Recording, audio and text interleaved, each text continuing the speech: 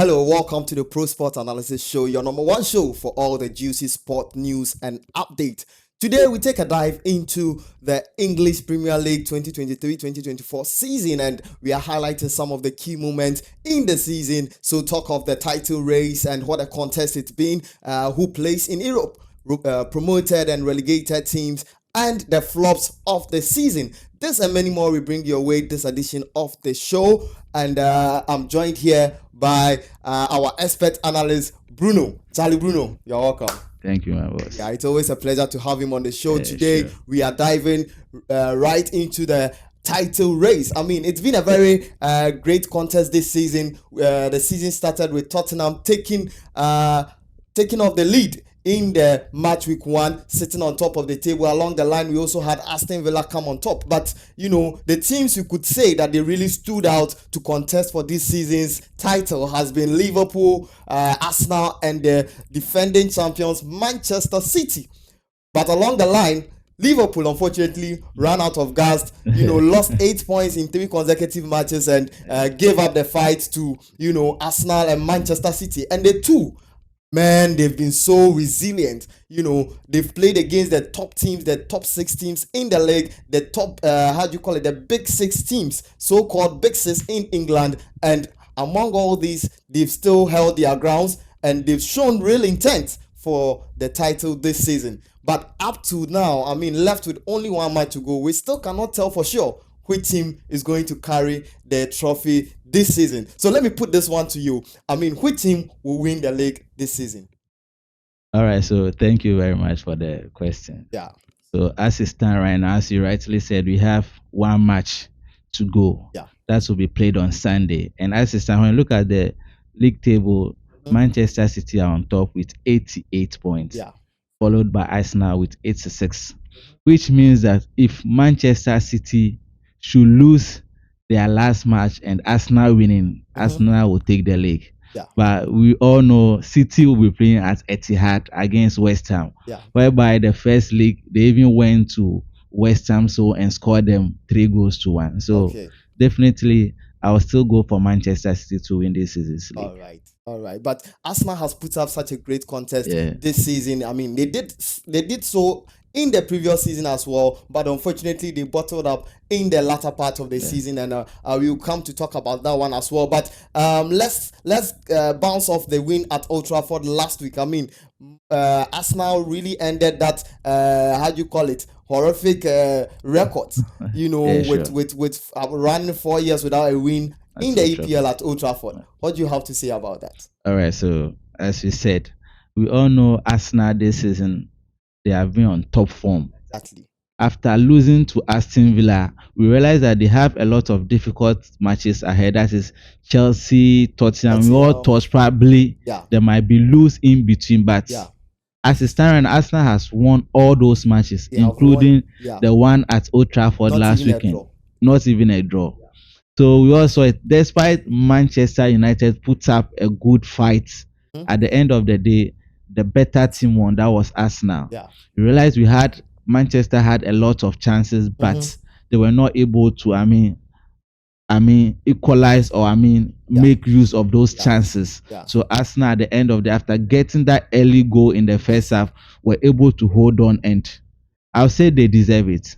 They deserve that. And a lot of that, people are giving credit to William Saliba for, Arsenal's resolute defense this season. Last season he got injured during the latter part of the season, and probably that's what cost them all the points they lost there, leading to the ultimate lose of the trophy. But this season, Saliba is around, and you can tell from, the fixture at Old Trafford, he won the man of the match, and he put up a monstrous performance there, right? Yeah, sure. So as you said, Saliba this season has been very instrumental when it comes to the defense setup of Arsenal. Yeah. And it has, showed the back shot. That is why you realize that Arsenal hardly conceive goals. Yeah, they have about 18 clean sheets. Yes, he has been doing a very good work at the defense setup.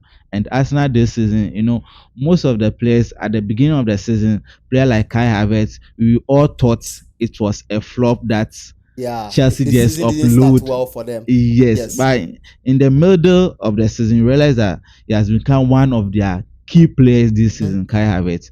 So as Saliba, as you rightly said, so kudos, he's doing a great work. Right, Arsenal putting up a top performance there. I mean, before the match, there was a lot of talks in town. Yeah. You know, Arsenal has a very poor run at Old Trafford. The last time they won there was in November 2020, and that was during the COVID era where there were no fans in the stadium, you know, to support Manchester United, and that one came off with Aubameyang's lone goal in there. The other win came way back in 2006, you know, and that was also an African player, Adebayo, scoring just a single goal there, and it tells you 2 wins in 18 years at Old Trafford. It tells you what a bad record Arsenal have there.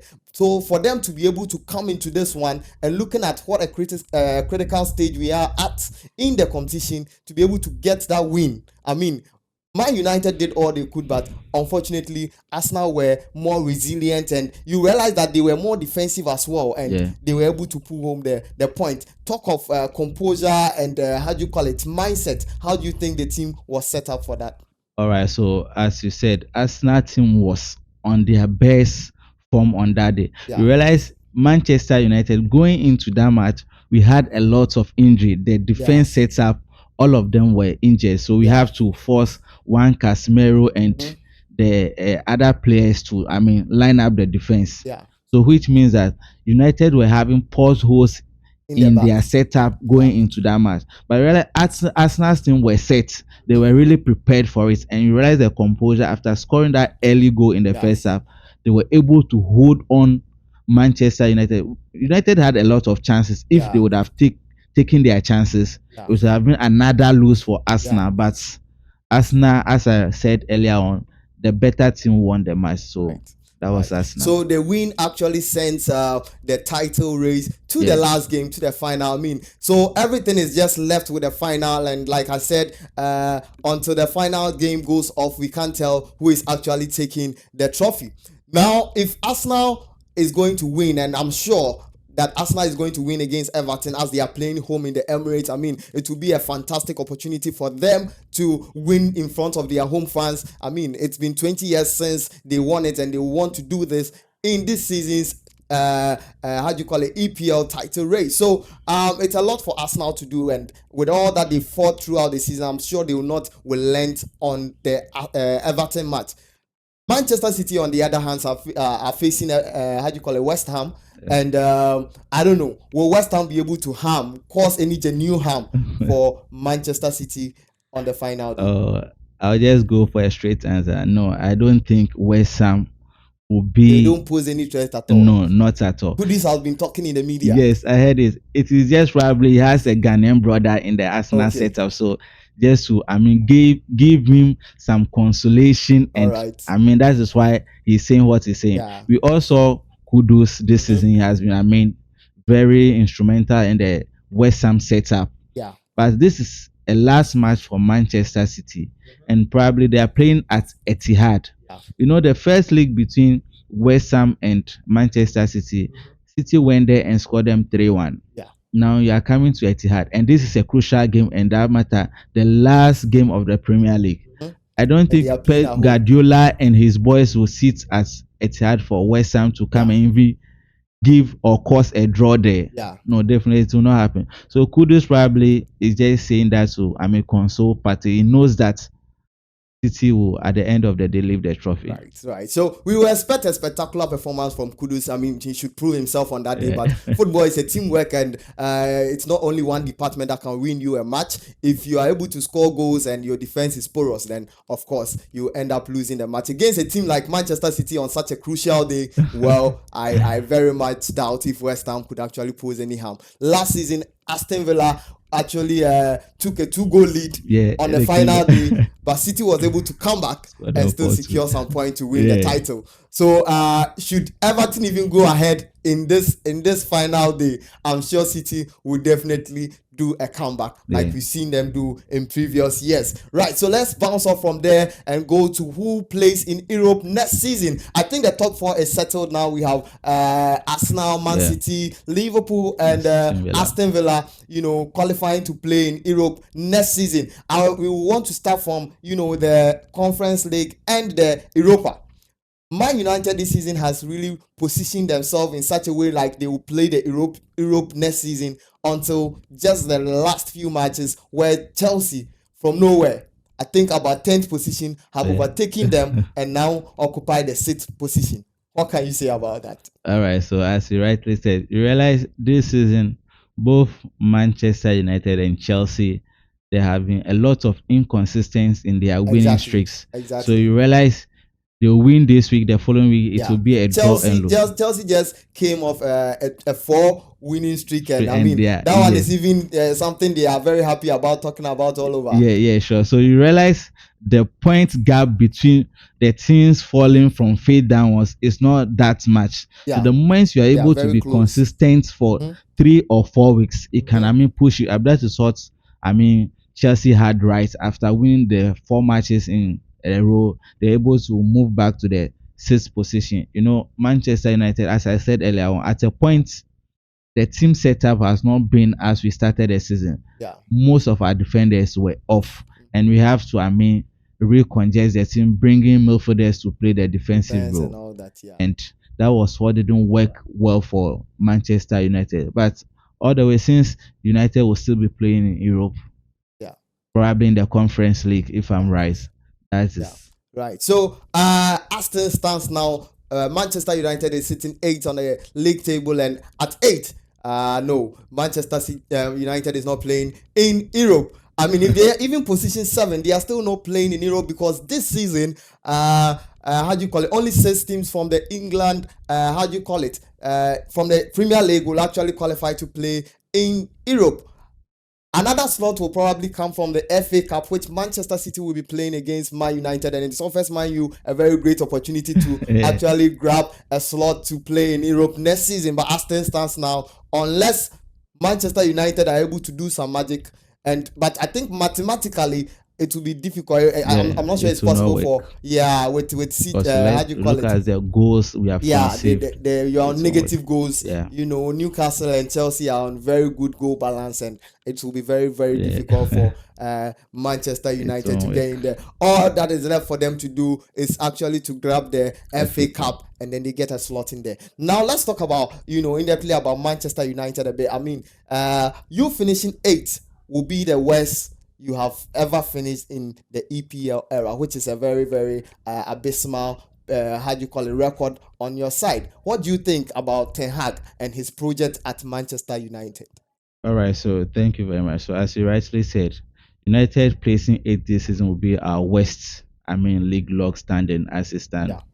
Because you realize Eric Ten Hag, when he came to United, there were lots of issues in the team before he came. The yeah, first season he was able to, I mean, qualify us for Europe, mhm, playing for us to play in the Champions League. yeah, And the second season, this is his second season. yeah, And at a point you realize coaching, as I always say, you are working with people. So therefore, sometimes you just have to let go your ego and some other factors. yeah, You know, at a point in the middle of the season, Eric Ten Hag was having issues with his players. yeah, One is Jordan Sancho. yeah. That is why he has to go back to Dortmund on a Dortmund, loan. yeah, And we all saw his performance there.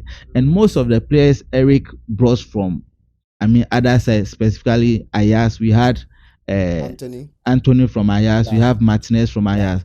You know, I'll say they have not lived up to expectation. I think Martinez has been good. Only injuries has Yes, really. Martinez has been good, but the injury is too much. He has not played 20 matches consistent this season. Yeah, You play 3, 4, then you go back. stuff. Yeah, And Anthony, the expectation we had before bringing him to Old Trafford has not been met.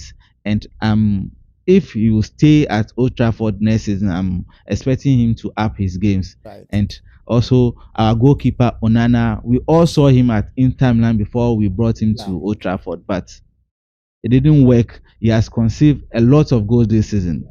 He has yeah. conceived a lot of. 82 That goals in all wouldn't say that competitions. he's not a good goalkeeper. I Okay. think we had a problem. We have problem with our defense setup because we saw Onana as Inter Milan. Yeah, He hardly conceive. yeah. He do crucial saves. So if we will not play in Europe next season, then I'm expecting Eric Ten Hag, if you continue to stay at Manchester United as it Okay. stand right now, Okay.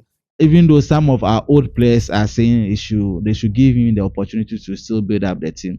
If it happens that he will stay at Manchester next season, then he has to, I mean, do a lot of buying, Yes. especially with the defensive setup and the midfield. Yeah. Then we can take it from Right. So there. that means you will side with the board with their decision to actually do a very big clear out, Yeah, offering all the definitely. players out for sale and then to Not raise all money the to bring players. in Yeah, the yeah, goods that they will, the materials that they will sure, need to sure. raise the Manchester United that Yeah, we know. so not all the players, but at least most of the players they have to. I mean, you have to lay them off, bring in fresh players, young talents, Yeah. especially when it comes to the defense setup. Right now, our defense, the moment uh Varane is off, Yeah. then other players, Martinez is off, we find it difficult to, I mean, line up the defense setup. Okay. So if specifically they can get at least four defenders, two midfielders to, I mean, add up to the ones we have and Right. lay some Right. off, it So will work. the other issue has been all the signings under Ten Hag, about 15 or 16. Then, It yeah, hasn't really gone down well, and so yeah, even sure. going this big clear out that they are doing, if he is still supposed to be the coach, then there is a doubt as to whether he can bring in the quality materials to bring back the glory Manchester United 6. Right, so let's jump off from there and then let's talk about Aston Villa as well. They happen to qualify for UEFA Champions League next season, and it's their first time going into the Champions League in about 42 years, and that is very serious. I mean, Unai Emery took over, in just 2022, and he's been able to. By then, we would say that Aston Villa was more or less like a second half Yeah, table team, but with him joining, he was able to bring them to seventh, and last season qualified them for the yeah, UEFA Conference League, which they played up to the semi-finals. Only they were knocked out by Olympiacos, in the semi-finals. But of course, they've been able to, how do you call it, position fourth on the league table this season as well, which is a step ahead. And they are playing in Champions League next season. How instrumental has he been to their side? yeah. So as you said, Unai Emery has been, I mean, very instrumental in the Aston Villa qualification to the Champions Yeah, League next season. And we all know Unai Emery, he's not a new coach. We all saw him when it comes to the Europa League. yeah, He has won it champion. several times with Sevilla and other clubs. Yeah, So, I mean, bringing Aston Villa from a mid-class league team to this where they are right now, yeah, I'll say that he has done very well because we also Oli Watkins last yeah, season. yeah, It wasn't as we are seeing now. This season he yeah, has scored like 20 or 19 goals in yeah, the Premier yeah, League, yeah. That's which true. means that the coach has, I mean, built up a very formidable team this season. So Sure. at least I'll say congratulations to them. They have done well. We saw them in the Conference League.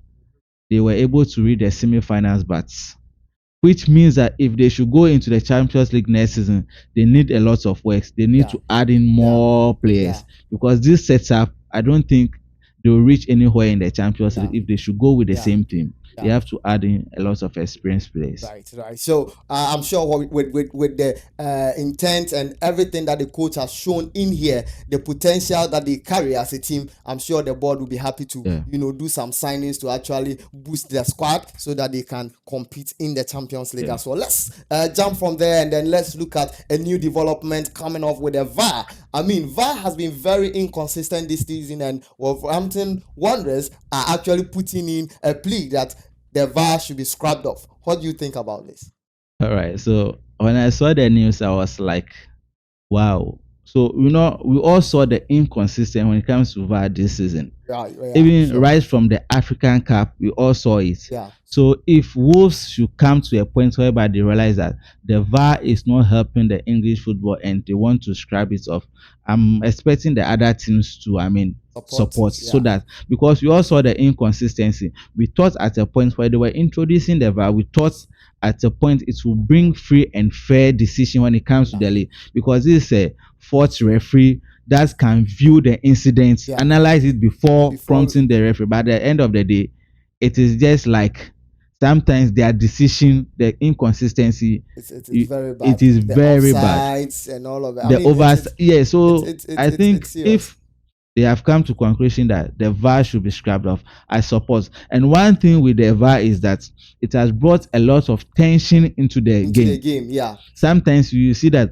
players will score goal and jubilating celebration becomes a problem because But there has been yeah, a problem that VAR is viewing VAR the is checking. and It is, yeah, it has that taken. flow of the English Premier League we used to see some Yeah, years back has been restricted. So if probably they can scrap it off, it is going to help. And one thing also is that it has, I would say, it has caused most of the referees to be very lazy. yeah, Gone are the days we see referees, they take decisions that after when you analyze, you realize that the decision they took is right. right, But as it stands, sometimes yeah, they'll take decision and VAR will come inside, then they yeah. have to change the decision. And Yeah, right. So yes, the VAR has brought a lot to talk about. I mean, lots of positives, lots of negatives as well. The positive, I would say, well, sometimes they play a crucial yeah, role. Some critical decisions actually breaking points for others, whilst it takes some points from people. I mean, it hasn't really been a good thing for a lot of people. Now, strikers in the 18-yard just fall off easily, and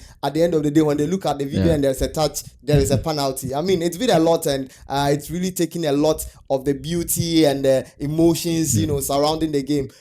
Wolves really have a point putting out this play, and I'm sure a lot of teams will vote. Even those who will not vote for the motion would actually expect that going forward, VAR will actually do a lot of updates yeah. and a lot of checks. Like they will have to show some genuine quality to actually prove their existence or use in the Premier League. Right. So going forward, let's look at how do you call it, the teams that have been promoted to the English Premier League. But before that, let's look at the relegated teams. As things stands now, we have Burnley, and then we have Sheffield United, going on relegation.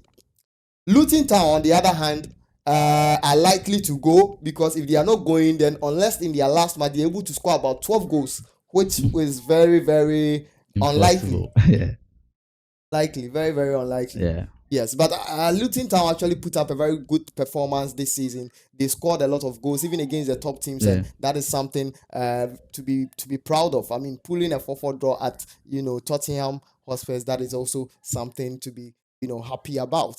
Right. So talk of the promoted teams. We have Leicester and Ipswich Town having automatic qualification to the Premier League Mm. for next season. They were first and second in the championship. Now the third, fourth, fifth, and sixth, who they are even playing the promotion Yeah, playoff. And the first one ended, their first legs ended goalless, and then with the second one, I think last night Leeds Leeds. Yeah, United won 4-0 against Norwich City, and yeah, so they have the chance to play the final in Wembley. Now the other fixture is between West Brom and Southampton. Southampton having the home advantage after the goalless draw at West Brom. So they, I don't know who qualifies in there, but whoever wins that match is going to play the final with yeah. Leeds, Leeds. and then the winner of the Qualified. final at Wembley will now join the two, Leicester and then Ipswich Town, to actually play in the EPL next season. What's your impression? What's your take on these teams coming to join the EPL All next right. season?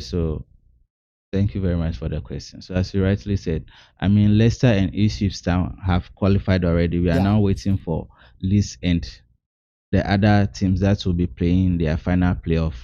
Leicester, for Leicester, we all saw them in the Premier League before they went to relegation, and it's just a year the championship and they yeah, are back, which yeah, means that I mean the team is still formidable. yeah. So Even after coming losing key yes, players in so there, coming they back are still. again to the Premier League, we should expect a lot from them Mhm. because they have been there before. They went and came back, and definitely, I'm sure coming back they'll sign other players. Some of Sure, their old players are still with them. sure. The likes of Jamie Vardy are still Yeah, there, so probably yeah, it's a boost for the team. And the relegated teams as well, as you said, Luton Town has.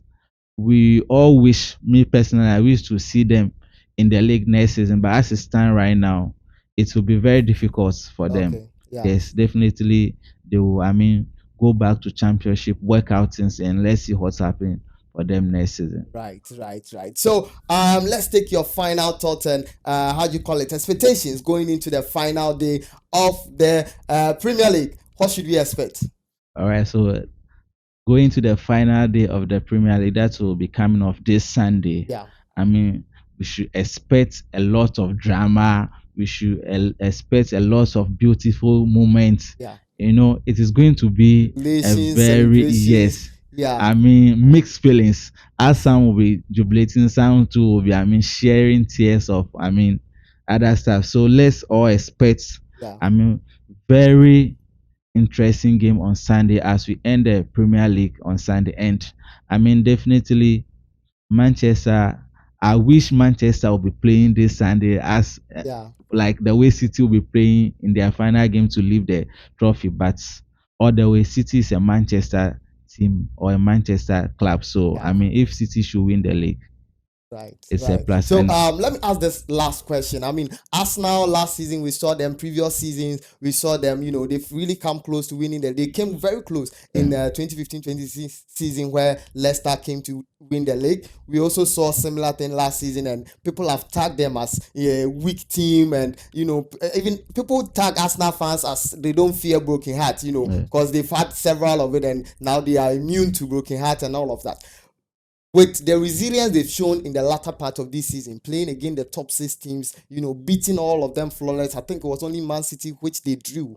Would you say that Arsenal are there now on top? With the likes of us, how do you call it, Man City and Liverpool, with the resilience they've shown.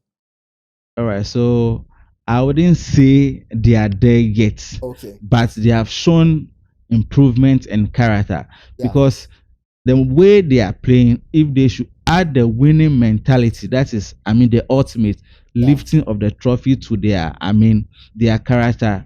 That is when I can place them in the likes of the Okay. Liverpool, the Manchester United, and the Chelsea. Okay. I mean, category. Right. Because we all saw Arsenal last season, as you Yeah. said, they were close, but at a point they look reluctant and Yeah. they bottle it. Yeah. So if next season, going into next season, if Arsenal can, I mean, mentality of the players, if they can change that mentality that if they are on top, they should keep their consistency, Yeah. then probably we can, I mean, say that they are there yet. Unlike Alright. Manchester United, as I told you before the show, if Manchester City should stretch a league at a point in time with 10 points, definitely City will take the league. If Chelsea should stretch the league with 10 points, Yeah. it will take. But let's look at Arsenal. Yeah. At a point in time last season, they stretched the league for almost 10 points, but at the end of the day, they were not able to. So bottled it. Yeah. that is my little right. advice for I Right. mean, So, the team. well, we could say that the positive in there is Arsenal is growing. Arsenal is building up from last season. Last season, they finished with 84 points. This season, they already have 86 and a chance to go 89, which is, how do you call it, an improvement. And we could see from the resilience, the clean sheet, the goal scored, and all of that as positives.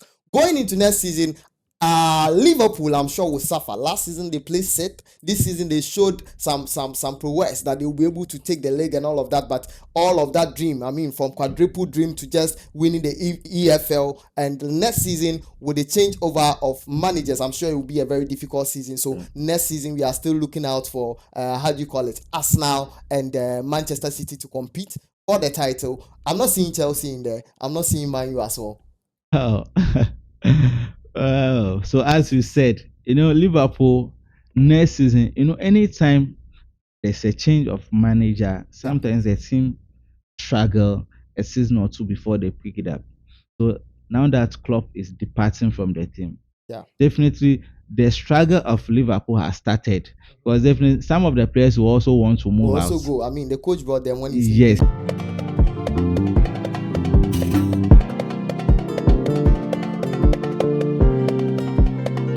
Right, so this brings us to the end of today's show. Lots to look out for in how do you call it, the final day of the competition. All eyes will be on Etihad and Emirates, as those two matches would be the decider for the trophy this season. If Manchester City are able to clinch onto the title, that will be a record 4 consecutive seasons, and that is something that they will be very happy about. I'm sure by now they are actually putting up, the things they will use to celebrate on that day.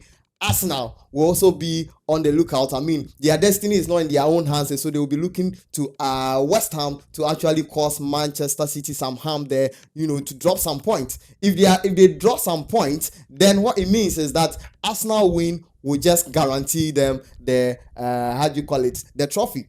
if they are able to even get a draw on the final day, should Manchester City also draw, then of course Arsenal will take the league away on goal difference. So a lot of how do you call it, outcomes and turnouts could happen on the final day, and we look out for the best. I mean, of course, for us in the studios, we'll be glued to our seats watching the proceedings, and at the end of the day, we'll bring you a review of the match and everything. Right. So with that being said, thank you for sticking with us for the show today. It's been a pleasure coming your way, as we always do. On the technical how do you call it, this is our expert Wastic Saw. I mean, he normally enjoys this one. So yes, thank you for being on the show. See you in the next one.